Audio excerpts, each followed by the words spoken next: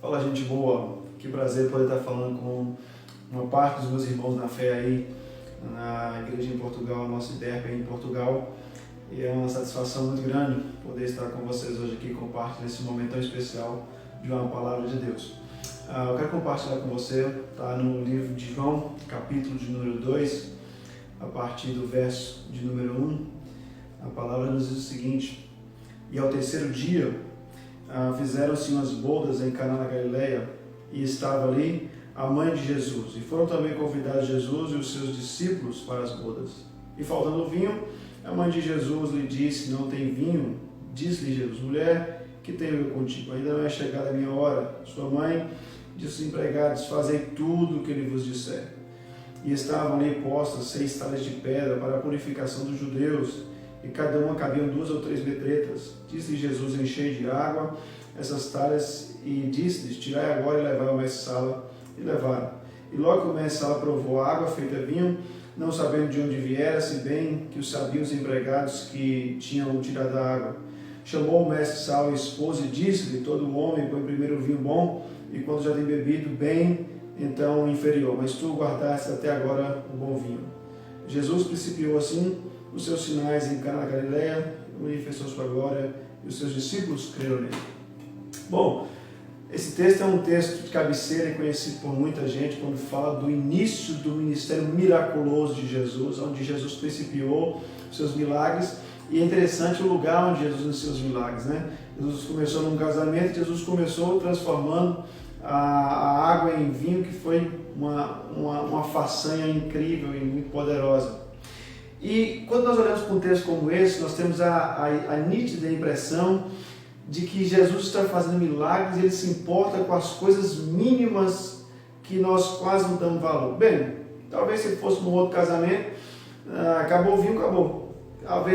Às vezes veio convidado demais, às vezes comprou pouco vinho, a situação estava apertada. Talvez o casamento era como aqui no Brasil, que a gente faz isso, a gente convida uma pessoa daquela família e ainda vem mais 50, aqui convidado convida, eu não sei como é que é aí, mas aqui é assim. E é terrível, talvez os noivos fizeram um cálculo e foi outro, talvez não deu.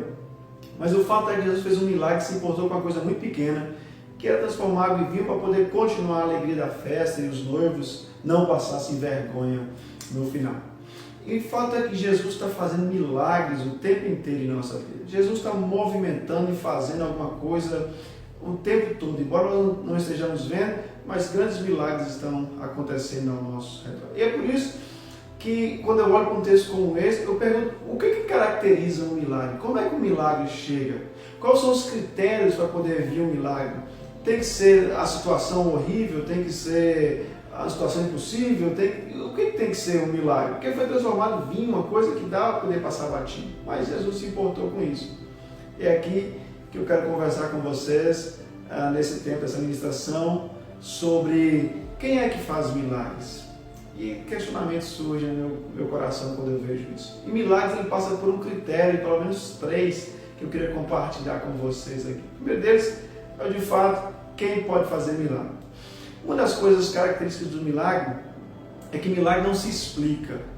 A diferença para um milagre e uma outra coisa qualquer é que não tem explicação. Só é milagre porque não tem explicação. Então caracteriza-se um milagre. Se ele houver explicação, ele deixou de ser milagre. Milagre é sobrenatural, transcende o natural, ele vai muito mais além.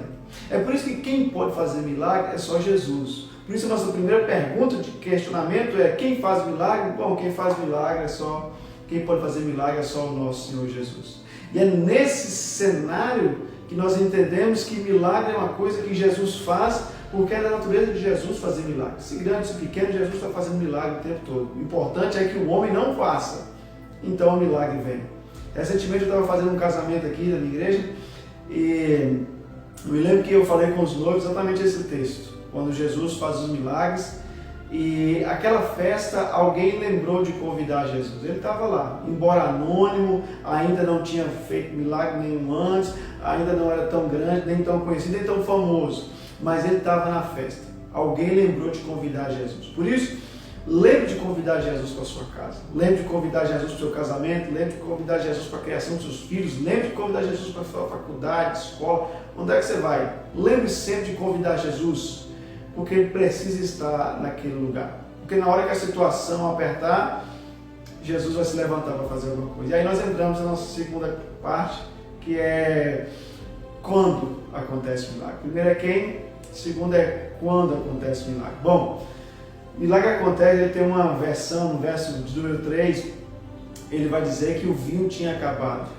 Foi uma crise momentânea, um fato que aconteceu, que ninguém estava esperando. O milagre acontece na hora mais crítica. Por isso, todas as vezes que a situação for crítica, é a hora dos milagres acontecerem. Nós estamos vivendo hoje uma situação mundial que, para mim, é a maior oportunidade de viver um milagre da parte do nosso Senhor Jesus, que é a parte em que nós não sabemos mais o que fazer. É a parte que o mundo está desesperado, ninguém aguenta mais a situação que está insustentável, economicamente, está insustentável na saúde, está insustentável até nos relacionamentos. Essa quarentena veio para demonstrar quanto nós precisamos uns dos outros. Por isso que milagres, eles precisam acontecer, eles acontecem quando a situação fica caótica, quando a situação fica crítica. É nessa hora que os milagres eles começam a chegar. O nosso Senhor Jesus, Ele levanta-se nessa hora, Ele brada nessa hora em que a situação está horrível. Por isso, você está enfrentando uma situação terrível, pronto. É o que Jesus precisa para fazer o milagre. Se o que você está enfrentando ainda é suportável, então Jesus não vai fazer o milagre.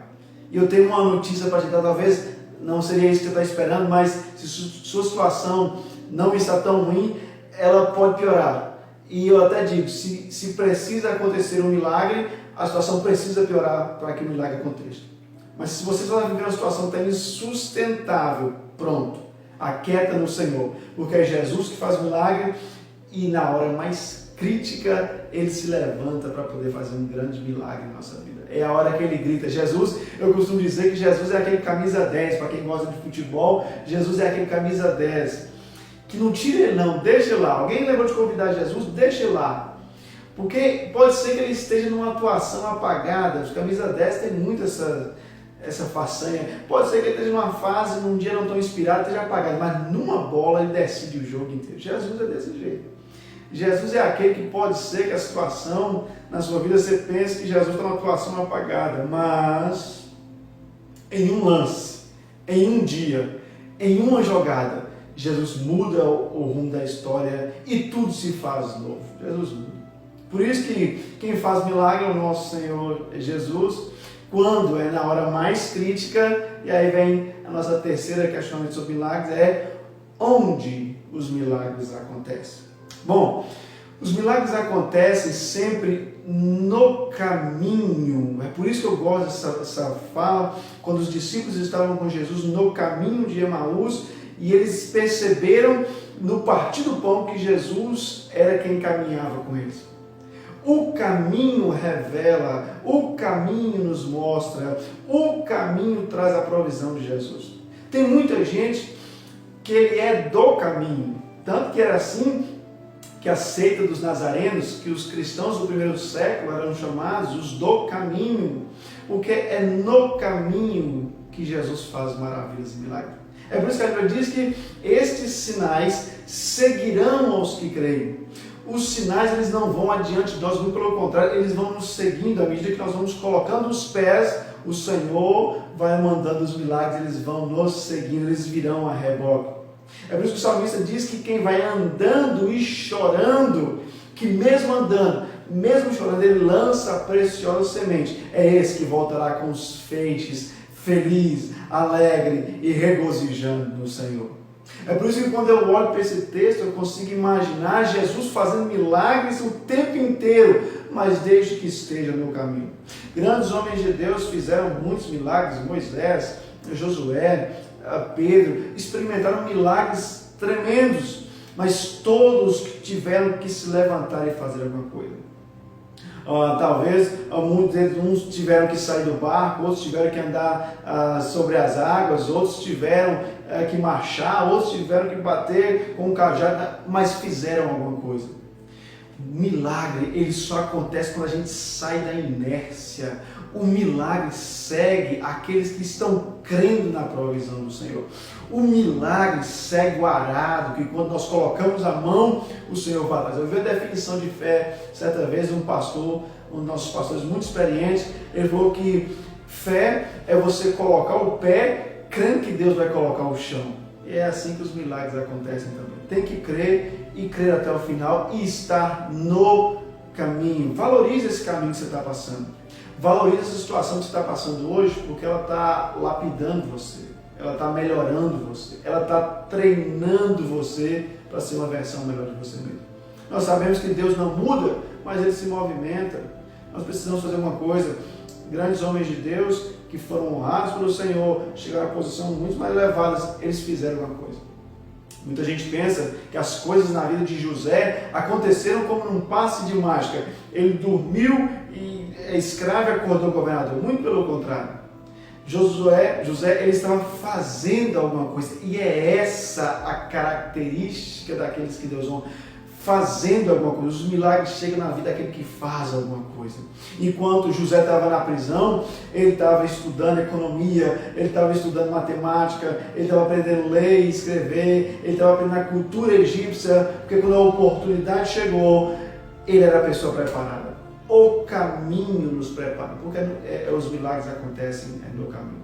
Por isso esse caminho que você está passando hoje, a situação que você está passando hoje, é uma oportunidade perfeita para Deus manifestar milagres, desde que você esteja continuando nesse caminho que nos leva à vida eterna. Jesus não nos prometeu esse caminho tranquilo, mas Ele nos prometeu uma chegada certa. A vantagem é que no caminho existem muitos milagres que o Senhor vai fazendo.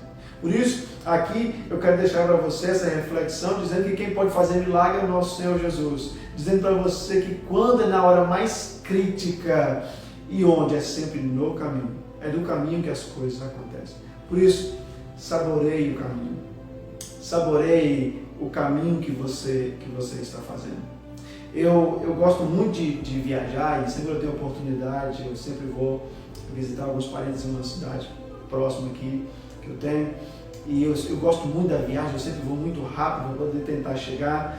Eu me lembro que certa feita, quando eu cheguei, um parente meu me perguntou, falou assim, o caminho que você vê, como é que tá a estrada? Eu falei, tá boa. Como é que tá o rio? Eu falei, nem vi. Você parou naquele posto para tomar aquele café? Eu falei, não. Você comeu aquele bolo que tem e tal? Eu falei, não. Ele falou assim, então você não aproveitou a viagem. Você só dirigiu, você não aproveitou. E ali eu percebi que muitas vezes a ansiedade da chegada rouba a alegria do caminho. Por isso esse momento que você está passando hoje, se alegre no Senhor. Não permita que a ansiedade da chegada roube a alegria e os milagres que vão acontecendo no caminho. E aqui é minha palavra de encorajamento para que o Senhor abençoe, guarde e dê graça na sua vida e prospere o seu caminho. Eu quero orar por você, quero clamar ao Deus do céu pela bênção dele em sua vida. Pai, em nome de Jesus, abençoe cada um que está nos ouvindo, que o Senhor possa derramar graça, bênção. Senhor, que o Senhor possa fazer milagres no caminho. É o Senhor quem faz milagres, é o Senhor, na hora mais crítica, se levanta, e é o Senhor também que realiza milagres impossíveis, coisas extraordinárias no caminho. Obrigado, Senhor, nós te louvamos, glorificamos, abençoe os meus irmãos em Cristo, se nós oramos em nome de Jesus. Amém. Que o Senhor abençoe sua vida e te guarde. Eu sou o pastor Vitor Diniz, da IDEB aqui em Teixeira de Freitas, na Bahia, no Brasil. Jesus te abençoe. Abraço, gente boa.